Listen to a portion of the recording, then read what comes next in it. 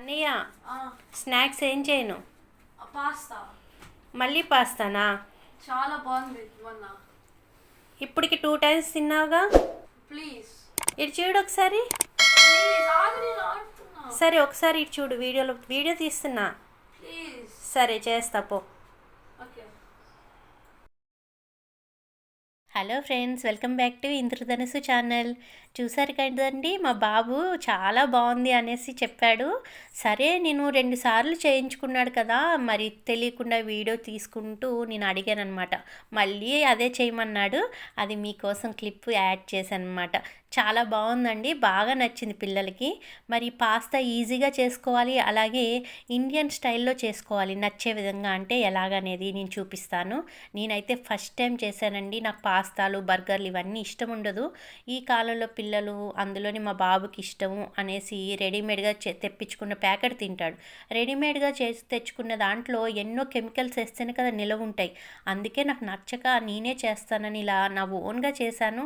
అద్భుతంగా ఉందండి, బాగా నచ్చేసింది నాకు కూడా. ఫస్ట్ టైం తిన్నాను, అందుకే మీకు షేర్ చేస్తున్నాను. ముందుగా అయితే ఇలా మనం పాస్తాను శుభ్రంగా కడుక్కున్న వాటిని శుభ్రంగా ఎక్కువ నీళ్ళలో కొద్దిగా ఉప్పు వేసి ఉడకబెట్టేసుకోవాలి. ఉడికిన పాస్తాలని చల్లటి నీళ్ళలో కడిగేసి ఒక పక్కన పెడితే విడివిడిగా అవుతాయి అన్నమాట. చల్లటి నీళ్ళతో కడగపోతే అతుక్కుపోతాయి, ఇదొకటి గుర్తుంచుకోండి. ఒక పెద్ద గిన్నెలో కొంచెం ఆయిల్ స్ప్రే చేసేసుకొని కొద్దిగా హిమాలయ సాల్ట్ కానీ నార్మల్ సాల్ట్ కానీ వేసుకొని పాస్తా అంతా ఉడికిని అన్నీ ఇలా పరిచేసుకుని ధనియాల పొడి సరిపడినంత చల్లుకోవాలి. అలాగే ఎర్రకారం ఉంటుంది కదా, ఎండుమిర్చి కారం, అది కూడా సరిపడినంత చల్లుకుని మొజరెల్లా చీజ్ని ఇలాగా మనం పాస్తాల పైనే వేసుకోవాలి.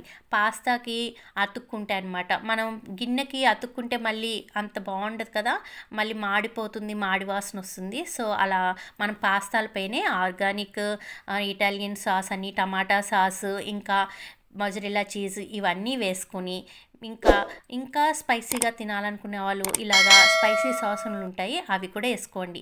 మీకు ఇండియన్ ఇంగ్రీడియంట్స్ ఏం నచ్చినా అన్నీ వేసుకోండి. నేను మిరియాల పొడి, ఇంకొంచెం హిమాలయ సాల్ట్ కూడా వేసుకుంటున్నాను లాస్ట్కి అన్ని సాసులు వేసాక. ఇంకా లాస్ట్లో ఇంకొంచెం మొజరెల్లా చీజ్ వేసుకుంటున్నాను. ఈ ఇంగ్రీడియంట్స్ వేసేసుకొని మీరు నార్మల్గా అసలు పాస్తా సాస్ చేసుకోవడం అని, విడిగా దాన్ని పోపు వేయడం అని ఇలాంటి ఏం అవసరం లేదు. ఇలా ఈజీగా 10 నిమిషాలు స్టీమ్ చేసుకుంటే టేస్టీ పాస్తా రెడీ అయిపోతుందండి. చాలా చాలా బాగుంటుంది. మీ దగ్గర ఏ రకాల పాస్తాలు, ఎలాంటి సాసులు ఉన్నాయో అవన్నీ వేసుకొని, ఇండియన్ ఇంగ్రీడియంట్స్ కొన్ని వేసుకొని ఇలా స్టీమ్ చేసుకుని ఒక్కసారి చేసి పెట్టండి. అద్భుతంగా ఉంటుంది, నచ్చుతుంది. కొరియాండర్ కానీ ఇంకేమైనా వేసుకోవచ్చు. మరి ఈ ఐడియా నచ్చితే లైక్ చేయండి, సబ్స్క్రైబ్ చేసుకున్న వాళ్ళు చేసుకోండి.